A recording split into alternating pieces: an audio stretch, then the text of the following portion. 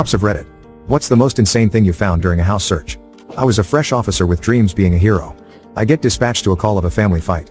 Not wife, husband, but brother, sister. The female was reporting the male had attacked her. I arrived and located a female and male. The male I knew from prior contacts. I detained him in handcuffs and quickly smelled the strong odor of pepper spray. I found out that after the male knocked off the female's weave, she pepper sprayed him. I knew there were different types of pepper spray like gel.